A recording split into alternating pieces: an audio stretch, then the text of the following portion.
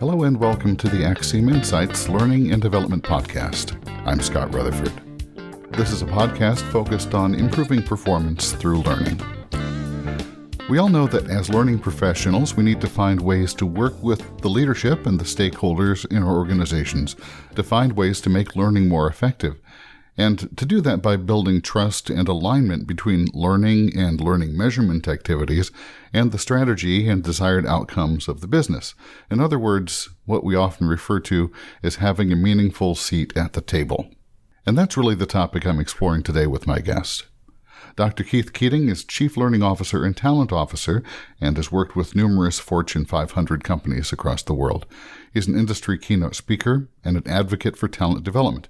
He's also the author of a new book called The Trusted Learning Advisor, which can be described as both a manifesto for the need of learning professionals to elevate our place in our organizations, but also as an instruction manual and a toolkit about how we can make that happen.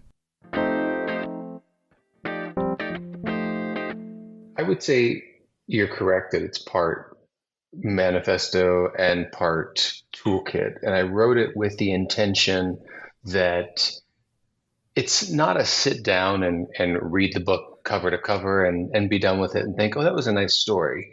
This is something that I expect learning development leaders and practitioners will have on their desk throughout their journey, throughout their transformation. And when a situation arises, a new client, difficult relationship, still receiving the order, wanting to grow as a learning development practitioner, that they're going to go to the guide, open up that chapter, and digest really what's there. And the reason I say that is, and you correct me if I'm wrong, but I think it's a little overwhelming. It's nothing but strategies, tactics, best practices, tools, tips, and tricks. And 260 pages of that can be a lot. And I knew that going into it, but I also had so much that I wanted to share that's helped me on my journey that I did not want to leave anything out. And so I struggled with that and just thought it's going to be both manifesto, it's going to be a toolkit and a guide to help our industry evolve. To your question about the why, we have been inherently order takers since the beginning of L&D being involved or part of organizations. And that's how it started. It started with managers determining what workers needed to do, and they told us what they needed to do, and we went and trained them on what to do. So we started as order takers, but over the years, we have gained a different set of skill sets, practitioner skills, experience. We understand now the science of learning. We have a lot of other value outside of just being order takers. And I've experienced being an order taker throughout my entire career, and I'm still treated like an order taker, regardless of being a doctor in education, regardless of my job title, of anything else. Every relationship I find starts with me being an order taker.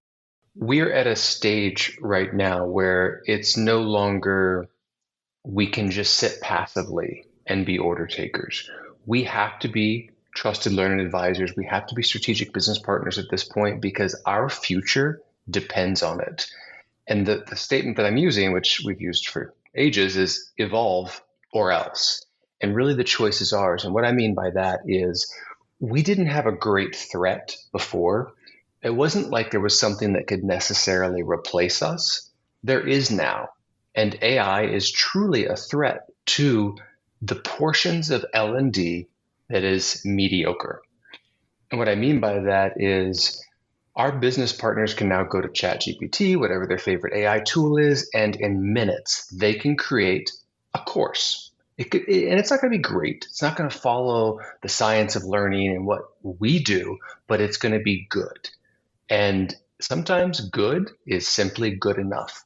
And I'm already hearing executives ask, well, then do I need an L&D department if I can just go and create a quick sales course or a leadership course myself? That's the question we have to proactively answer for them.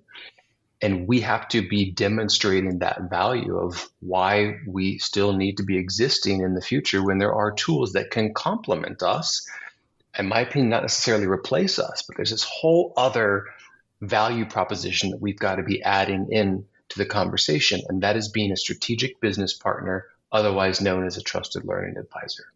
And that's owning your own expertise, right? Because, and I'll use the parallel of medicine, because I think that there's a little bit of truth there to say, well, individuals can go on WebMD now and self-diagnose, and to some degree you can buy things over the counter and self-treat. There is still, however, I think a value that most people wouldn't argue too much about, just to going to your physician who has the expertise and the context to be able to do that. What you describe in L&D is intake, discover, analysis, decision. It's understand the symptoms, prescribe the right solution, and follow it through. Is that a fair parallel? Absolutely. In fact, I am guilty of being a WebMD expert. And the minute there's something wrong, I go to WebMD, I search it, I get the list, I go to my doctor, and I give them the order. Hey, I researched this. Here's my ailments. Here's what I think we need to do to solve it. And they say, thank you very much. Sit down. We're going to take your blood pressure and we're going to start over and we're going to do it our way. And I listen because they're the expert. They are my trusted advisor. So even though I went into that conversation with the order and wanted them to be the order taker so that I could get out of there quickly, that's not how they operate. That's the same mentality that we have to follow. It's the same respect that we essentially need to demand, not overtly, but indirectly, by demonstrating the value that we can provide through things like the IDAD process, intake, discovery, analysis, and decision. So yes, your analogy is spot on. It's interesting too, I think, when we think about what's the role of the trusted learning advisor, and how do we elevate ourselves in an organizational conversation. Part of it is trust, and we'll get into talking about how we build trust internally, I'm sure, as we get through this conversation. But part of it is also just realizing that the solutions that we bring forward and the answers to the problems that we're given have to be responsive to the request, right? We can't say everything needs to be to use the extreme example, everything can't be a 40-hour sit-down classroom course, nor can everything be microlearning. In a session that Jay Letourneau of the MBTA did for us when we went to the TICE conference this past summer, he sort of said to the room, well, look, that question, that's a job aid. That's not a course. That's a piece of paper that teaches you that the street sign has changed in the case of his example. Sometimes small is okay. And so is part of this building trust, right sizing your response to the person you're speaking to? 100%. And I would add on to what you were saying is, maybe it's a job aid. Maybe it's not even training at all. There have been so many situations where it has nothing to do with us, but we are often the scapegoat. We're the easy out. There's an issue, there's a pain point somewhere in the organization. One of the first responses is, well, they need training. And what that does is it creates this subset or divisive mindset, if you will, where we're sending a group of people. We're not giving them any support beforehand. We're not giving them any support afterhand. And then we're sending them to a room or virtual, and we're saying, hey, for this number of hours, sit in here, and that's going to solve the problem.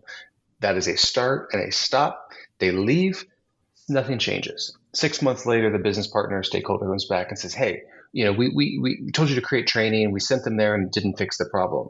Well, did we know what the problem was? Did we know how we were going to measure it? Did we know what the value proposition looked like at this? Did we know whether training was actually the issue here at all?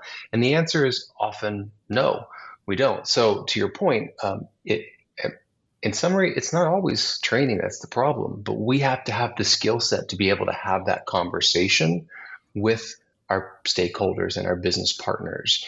And sometimes it's about the gentle art of persuasion and the art of negotiation and influence. I mean, influence is one of the most important skills that we need to have as trusted learning advisors. I'm in so many situations with organizations that I work with, especially as a consultant. Sometimes I don't have a team. I don't have any authority there. So how do you change a mindset when you don't have that authority? And it's influence, it's persuasion, it's negotiation. Yeah, and that's really the root of the matter, because especially if you're coming into a new organization or a new role and you're trying to influence expectations that have been built up sometimes over years or decades, where, if you're in a room, let's just take a hypothetical, you're sitting down with someone new on a first meeting and they're saying, I need you to train my people to this. Here's the problem. Here's what I want you to do. As a new person, you're sort of sitting there saying, well, no, let's take a beat. And you're pushing back. And that's uncomfortable. It is. And we can unpack this in multiple ways. So one of the ways is their expectation immediately is stay in your lane. You haven't built up credibility with me yet. Who are you to come in and push back?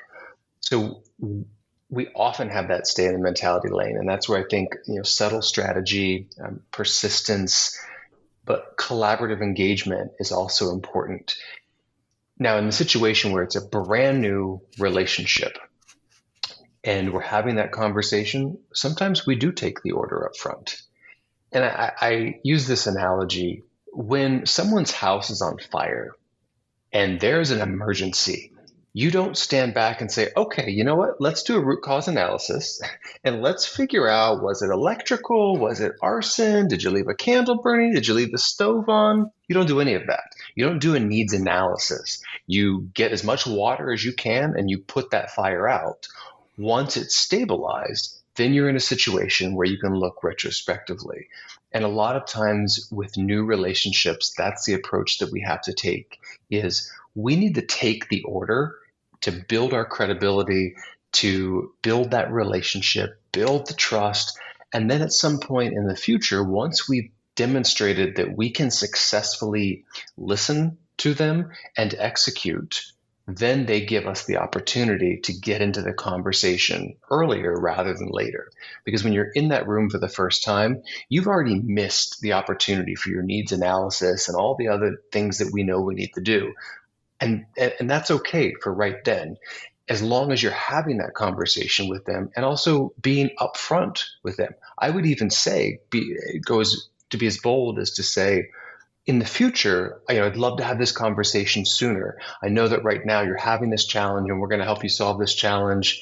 You can still talk about what are the ways that we're going to measure this successfully, what is the type of support that we're going to receive in the organization to make sure this is successful. And at that point, those are the type of conversations you can have, and even just planting the seeds about the fact that you want to do root cause analysis, you want to do quantitative or qualitative research next time, so that they're hearing that and they're planting the seeds, but you're also executing on what it is that they want to accomplish at that moment. There's this balance that we really have to navigate between being an order taker and being a trusted learning advisor. And I would say there's a scale. And my goal is not necessarily to be an order taker, but it's to take the order. And there's a difference in the mindset between those two, because an order taker will take the order and just execute and be done. Hey, look, I did what you told me to do. Here it is. When you're taking the order, you're listening to them, you're acknowledging the situation that they're in, and you're willing to go and put forth the work. Now, while maybe what they have asked you to do is happening, subsequently, you can have a second line of defense happening where maybe you are doing some qualitative or quantitative research separately. Maybe you are doing some root cause analysis. You're still working this swim lane, option A, which is exactly what they've asked, but maybe you're also starting on option B so that you can present to them more than one option in the future. And I like that in the book you sort of refer to your stakeholders as a customer, with the notion that, and I think this builds on what you were just saying. Your job is not only to meet them where they are and give them what they're asking for and solve the house on fire problem, but also find ways to surprise and delight and impress them. Impress being my word, but that's the tool you can use, or a tool you can use then to go back and say 6 months, a year later, as your relationship matures, we'll say, this is why it would be better if we have the upfront conversation. The surprise and delight is such an important part of being a trusted learning advisor. And think of it just like customer service. I think we would be hard pressed if we couldn't remember the last time that somebody surprised and delighted us. That becomes almost our new normal, but those really stay in our mind. There's this scale, we remember the horrible, horrible experiences, and we also remember those great ones. And so for me, my motto is I want to always surprise and delight my stakeholder. And I want to be thinking one step ahead of them. So one of my personal best practices, which I talk about in the book, is if my stakeholder had to reach out to me first, I failed. I want to be so connected. I want to have the reoccurring conversations. I want to be embedded in the business. I want to be engaging with them that they don't need to reach out to me. But something else that you brought up is when I think of the stakeholder, and this is important for us as an industry to remember, is oftentimes our stakeholder, our customer, is also an order taker. And we've got to remember that. We feel like we're the order taker, but we're looking at them as the person that's giving that order when oftentimes they're the ones that are also given an order and they're passing that order to us. And so we've got to remember that they just might be a messenger conveying a statement, conveying a problem from another part of the business. And this adds a nuanced layer to how we think about the needs analysis. It's not just about understanding the request, but it's also about appreciating the dynamics of the requester and the situation that they're in and really being empathetic to them. And it goes back to kind of the fire statement. We don't know necessarily what's happening behind the scenes and what's triggered this pain point. But at the end of the day, I believe our goal is to make our stakeholders the hero of their own story. It's not about us elevating how great L&D is. It's about elevating our stakeholders and the problems that they're facing so that they become the heroes. And indirectly, we become the heroes that are supporting them. And that starts to build the trust. It builds the credibility. It builds the relationships. And that's what gets us into the conversation sooner rather than later. Yeah, and it builds that interpersonal aspect of it too, because there's nothing I think more powerful in an organization is to be working with a group of colleagues that turn to you and say, you know what, you made us look good. To add to that, what I love too is when they come to us and say, what do you think? That's when you know that you've made it, is when you're brought into that conversation before it becomes an order.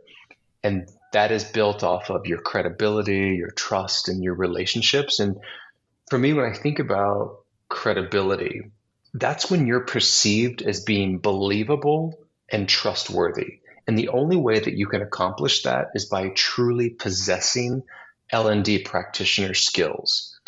And one thing about our industry, it's very inclusive. We accept anybody, which in transparency, I didn't have experience. And so I am wholeheartedly admitting I'm one of the people that joined this industry, zero experience, zero skills, became a trainer. I was the worst trainer that ever existed, but I had tenacity and I got better each day. I studied hard, practiced hard, and I built the skills up. And so I apologize to all of my early trainees who were in my class. I'm trying to make up for it now. But that trajectory is so common. I couldn't even tell you, or begin to count how many people I've met over the years who have that. I stepped into training because it was an opportunity, it was a challenge, it was a need. The other trainer had something, and someone needed someone to step up, and I did. But you felt your way through it. So many people do that. It's beautiful, but it's also dangerous. It's beautiful because it gives people an opportunity. It's dangerous because anybody can and is joining, and then they call themselves learning development practitioners, and then they get in the room and they don't have the skill set to follow through with it. They're not able to have these types of conversations. They're not trusted learning advisors. They don't know the science of learning. you've got to understand the science of learning. There is truly a science behind what we do and the way the brain works and the way people learn. And when you don't have those skill sets, you're doing a disservice to you, to your learners, to your organization, but to our entire industry, because then it perpetuates this belief that anybody can be an L&D. So why do we even need an L&D department? Just let Mary take over. She's an HR, or she's doing this, that. They can do that as well. I still see people cycled through L&D who are business subject matter experts. Today, I know a number of Fortune 500 companies. When I ask, hey, how did you get in here? Oh, well, I was in the business, I was in operations, and I knew the product, and so they decided to make me, part of L&D. That's who I wrote this book for. For the whole industry, but also for them, because I want everyone to have a guide as a baseline. For me, this book is about the baseline of the minimum viable product of what we should be if we want to still exist 20 years from now. Let's talk about the elements that you lay out in the book about the you call them the 5 pillars of trust, and I think we've touched on a few of these. But so in the book you talk about really these pillars. I'm just going to list them out, and we can put them perhaps on the episode page to make it an easier resource for people to refer to. But we're talking about credibility, reliability, intention, communication, and then what you call professional intimacy, which is perhaps a tricky pillar, but one that's important. And so we've talked about credibility. You need to be a subject matter expert in the science of learning and the process of learning, as well as the topic you're instructing on. Reliability, communication, I think, to me, go together. I think intention is an interesting one, because that's built in conversations where we're reminding stakeholders that you're on the same team, that you're after the same goal, that you're with them. Mm-hmm. And I think sometimes that gets missed. It does. So to me, intention is about being transparent about the desired outcomes as well. It's about being bold. It's about purpose, your motives, and ensuring that that's aligned with what you're communicating to the stakeholders. And order takers don't do that. We just say yes.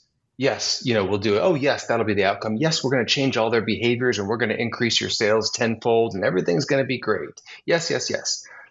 That's not a true intention.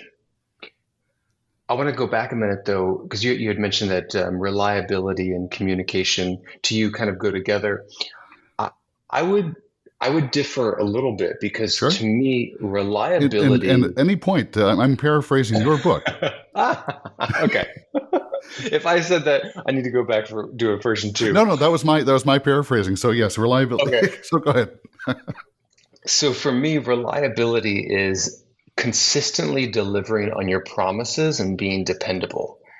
And that really relies on you being aware of your own strength and your own limitations. And so all of the 5 pillars are connected. They're not, maybe a pillar isn't really the right way to think of it. I think of it maybe now more as threads. These are the threads that really hold us together as trusted learning advisors, but also to create trust. So first, you've got to have your credibility. You have to be believable and authentic. And to do that, you have to have competencies as an L&D practitioner. Then you need to be reliable. You need to be consistently delivering on your promises. You've got to be dependable, which involves you being aware of your own limitations and your own strengths, so that you're not out there committing to things that you know we can't do. Then there's professional intimacy. And that's where you're establishing a close relationship and a deep understanding of our stakeholders. Our stakeholders are people. They're humans.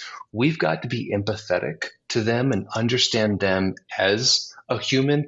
It's not just getting into meetings and getting right to business, but do you have conversations with them before the meeting? Do you go out for coffee? Do you stay after? Do you know about their family? Do you know what they like, what they don't like? You don't need to be best friends with them, but you do need to make an effort to understand who they are as a human. And for me, that's about empathy. And then there's intention, being transparent about those desired outcomes, your purpose. What's your motive? Stakeholders can see right through those who have ill intentions or their own selfish motivation. And if for whatever reason you're going to have a selfish motivation, communicate that. Be transparent with your stakeholder because that should align to them. Maybe your intention is, I want to win an award. I want to be the best learning and development organization. Your stakeholder wants that as well. So why not be transparent about that motive and have that communication, because that's going to make them look good. That makes the business look good. And then last is communication. And that's being honest and transparent. And this is an important one, avoiding technical language. And that we do so much of. When I say technical language, I'm talking about our speak, our language, our acronyms, our lexicons. Do you think your stakeholder knows anything about Kirkpatrick or Phillips ROI or Elton or learning transfer or LXPs, LMSs? They don't know any of that. And that's not their job to know any of that. It is our job to understand their language and to pivot the words that we use, the acronyms, the vocabulary. We keep all of our learning and development jargon to ourselves. We can use it amongst our own group, but when you're talking to your stakeholders, it's their language that we've got to be using. So those are the 5 pillars. I liked also in the book, you sort of build from that to the what you call the partner expectation and commitment charter, which to me, it touches on a lot of those points, but puts them down in writing and forces almost the conversation to say, look, this is what we're doing and what we agree on and how we're going to measure it and how we're going to proceed. So you can really, I think, eliminate or at least reduce the risk of assumptions being baked in. Mm-hmm. But so how did you come to that? How great would it be if when you met somebody new, they came with a warning label so that you knew immediately specific things about them? Like for me, for example, my face. I have what's called RBF, resting brat face. So when you see me on the street or you see me in a meeting, my face looks like I'm angry. That's just my DNA. I can't change that. But if we're just building a relationship and I said to you up front, hey, just want to let you know my face, don't try and read it. It doesn't really show how I'm feeling. I have RBF. Or another example, I hate the phone. My ringer is never turned on. For some reason, when the phone rings, it gives me anxiety. It has for years. So my ringer's never on. If it's an emergency and you are calling me, I will never get the phone call.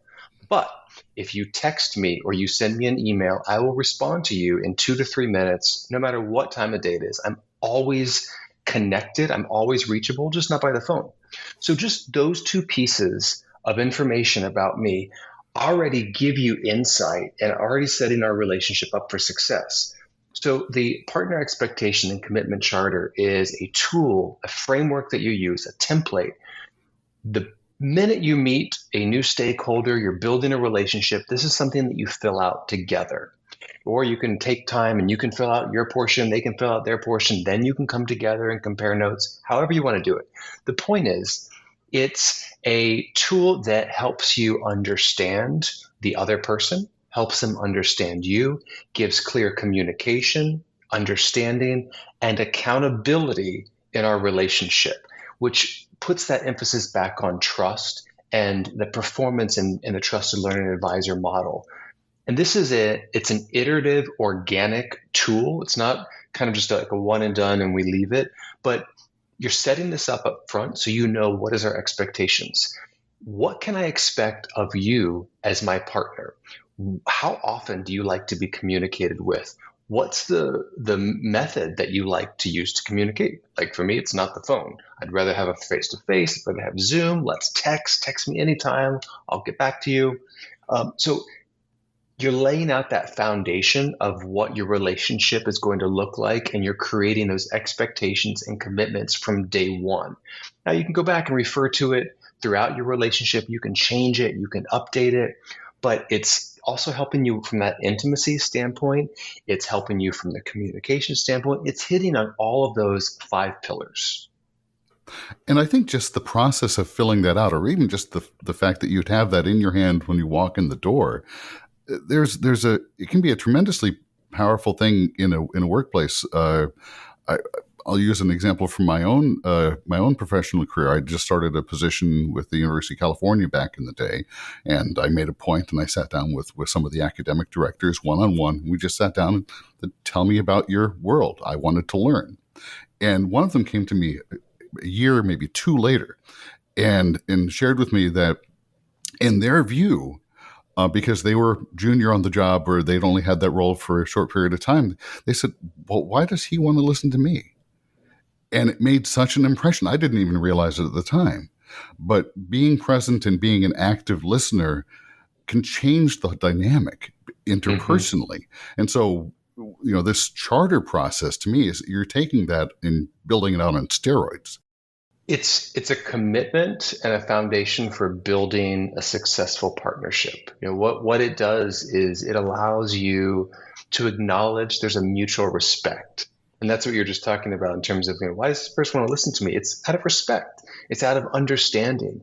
Ultimately, it's about the fact that we share the same outcome, and that's wanting to be successful. So this is a tool that allows us to identify what are our shared objectives, what are we trying to achieve together in this partnership.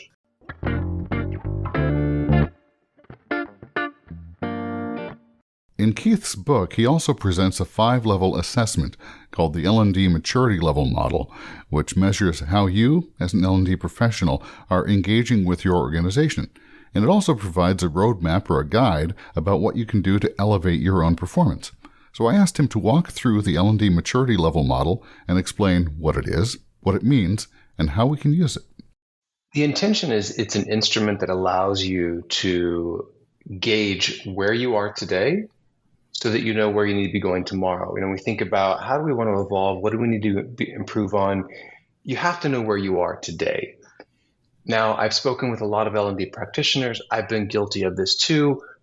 We assess ourselves, but at the end of the day, it doesn't matter what I think of myself. It matters what my business partner thinks, what my stakeholders think, what my organization thinks. I've joined a couple of organizations, L&D groups before, and at the beginning I'll say, hey, how do you think we're doing? How are you doing? Oh my gosh, we're great. We're great. Our level one surveys are great. Our business partners love us. Well, how do you know this? Oh, well, they tell us they love the lunches. Okay, so let's take a step back and let's do a couple of things. One, let's have a self-reflection and assessment, which we can do. Where do we fall on this model? But more importantly, what's the perception of our stakeholders? Where do they see us? Because at the end of the day, that's what we need to value the most is how others perceive us. It's not about how we perceive ourselves. So I look at it at a few ways. How am I doing on the model? Where do I fall? Where does my team fall? Because there can be a significant difference. I may be what I think is a trusted learning advisor, but my team may not be there yet. And this is not an insult. It's not meant in a negative manner, but it's critical for us to evaluate where are we on this maturity model, because we can't just go out to the business and say we are trusted learning advisors. To me, you will not anoint yourself with that title ever. Just like leader, you don't put on your business card leader. You might put manager, you might put CEO, but you don't say leader.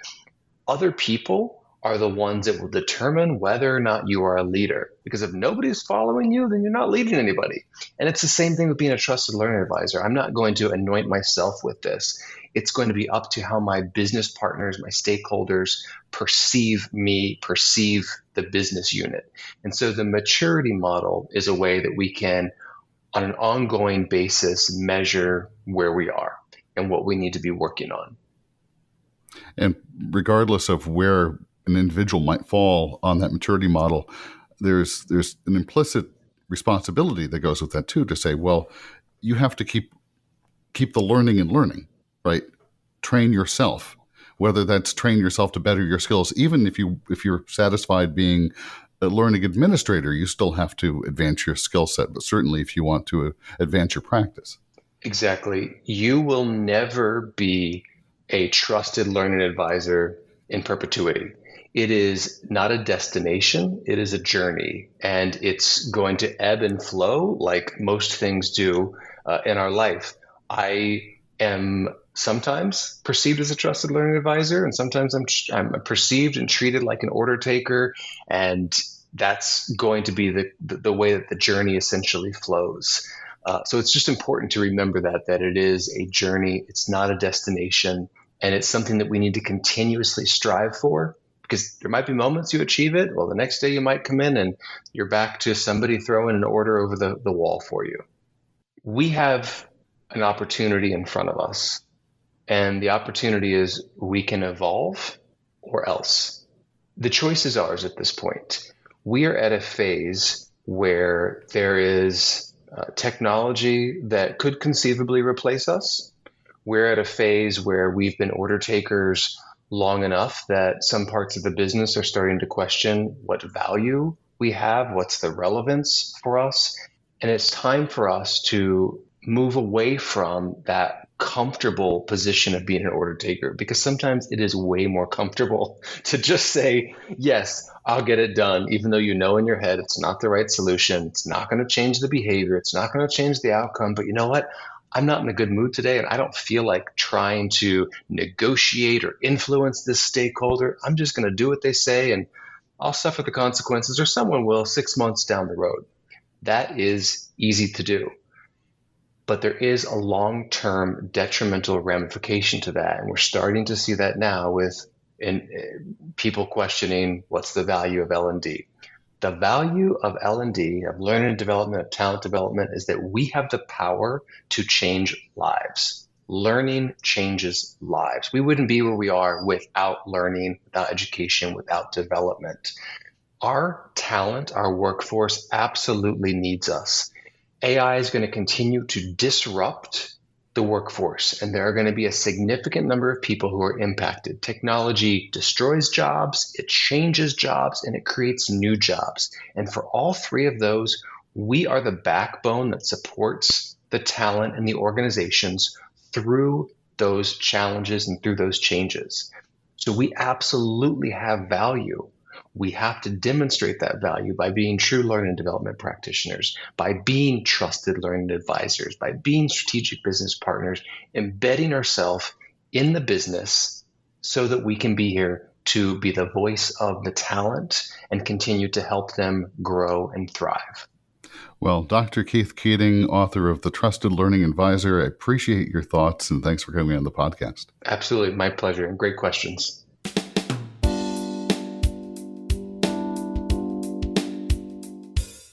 Thanks again to Dr. Keith Keating.